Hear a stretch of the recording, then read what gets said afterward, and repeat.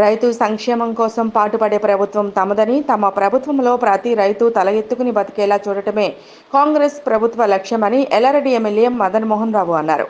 కామారెడ్డి జిల్లాలో ఎల్లారెడ్డి డివిజన్ కేంద్రంలో ప్రభుత్వం రుణమాఫీ చేసిన సందర్భంగా స్థానిక కాంగ్రెస్ నాయకులతో కలిసి గురువారం తెలంగాణ ముఖ్యమంత్రి రేవంత్ రెడ్డి చిత్రపటానికి ఎమ్మెల్యే మదన్ మోహన్ రావు పాలాభిషేకం చేశారు.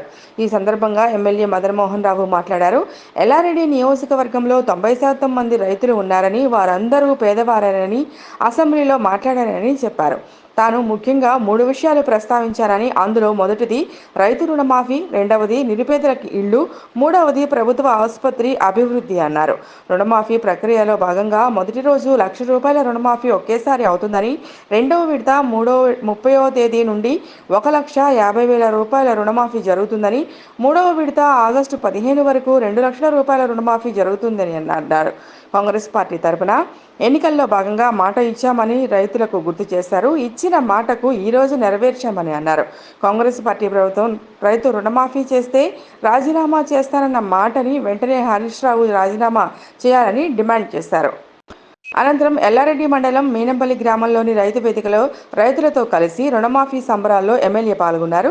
ఈ కార్యక్రమంలో మున్సిపల్ మాజీ చైర్మన్ కుడుముల సత్యనారాయణ, కాంగ్రెస్ పార్టీ మండల అధ్యక్షులు కుర్మా సాయిబాబా, పట్టణ అధ్యక్షుడు వినోద్, మాజీ జెడ్పీటీసీ ఉషాగౌడ్, నాయకులు ఆరిఫ్, ప్రశాంత్ గౌడ్, చెన్నా లక్ష్మణ్, గోపీకృష్ణ, వెంకటరెడ్డి, సామిల్ శ్రీనివాసరెడ్డి, నారాగౌడ్, గఫ్ఫర్, బిట్ల సురేందర్, పప్పు వెంకటేశం, రఫీక్తో పాటు రైతులు, కార్యకర్తలు పాల్గొన్నారు. రుణమాఫీ తెచ్చి అధికారంలో వచ్చి ₹1,00,000 రుణమాఫీ కూడా చేయలేక అటువంటి పరిస్థితుల్లో ఈరోజు ధనిక రాష్ట్రాన్ని అప్పుల రాష్ట్రంగా మార్చి ₹7,00,000 అప్పుగా మార్చి రకరకాలైనటువంటి ఇబ్బందులు, ఆర్థికపరమైన ఇబ్బందులు శ్రీ రాహుల్ గాంధీ గారి నాయకత్వంలో వరంగల్లో జరిగినటువంటి ఈరోజు కాంగ్రెస్ ప్రభుత్వం తీసుకొచ్చింది. ఎలా తీసుకొచ్చింది? ఏ బ్యాంకర్ కూడా ఇలా రైతుకు ఇంటి ముందు వచ్చి, ఆకిలి ముందు వచ్చి అప్పులో నిలబడితే ఇలా ఆత్మ దెబ్బతిని రైతులు చాలామంది చచ్చిపోతారు. మరి వేరే వాళ్ళు చాలామంది కేడీలు లోన్లు తీసుకొని పరారైతారు. కానీ ఇదే రైతు, ఇక్కడ ఎల్లారెడ్డి రైతు ఆత్మగౌరవంతో బతికే రైతు ఈ ఎల్లారెడ్డి రైతు. మరి ఎల్లారెడ్డి నియోజకవర్గంలో ₹1,00,000 ఒకటేసారి మాఫీ జరుగుతుంది.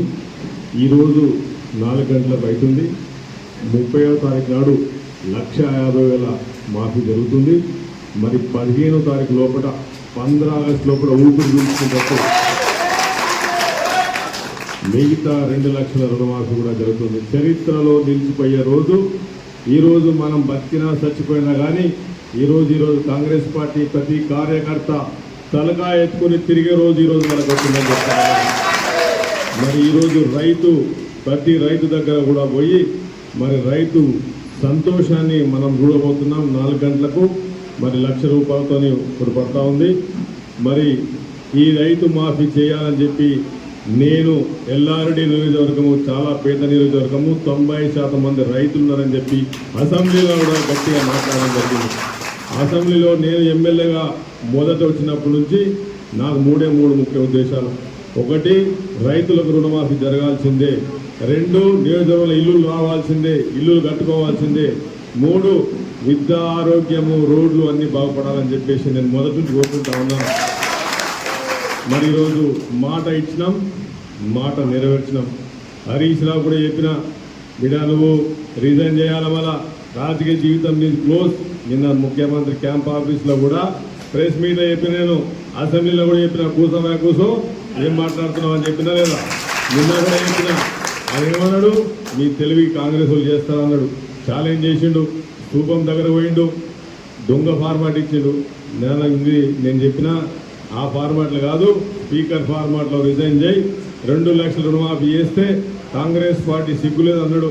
ఇదే కాంగ్రెస్ పార్టీ మరి రైతు రుణమాఫీ చేయబోతా ఉంది. మేము ఒకటే కోరుకునేది, ఇవాళ ఎల్లారెడ్డి నియోజకవర్గంలో ప్రతి కాంగ్రెస్ పార్టీ కార్యకర్త ఇల్లు తిరగాలి, ప్రతి రైతును కలవాలి. ఈరోజు ప్రతి ఊర్లో 6 గంటల నుంచి 7 గంటల వరకు పండగ చేసుకోవాలి, పటాకులు కాల్చుకోవాలి, మంచి బువ్వ తినిపించాలా, స్వీట్లు తినిపించాలా.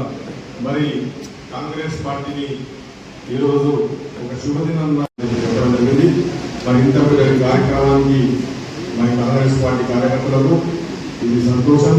ఎవరు కానీ ఎక్కడ కానీ రైతులు అప్పుడు రాకపోతే డబ్బు రాకపోతే ఆ బాధ్యత ఎమ్మెల్యేగా నేను తీసుకుంటానని చెప్తా ఉన్నాను.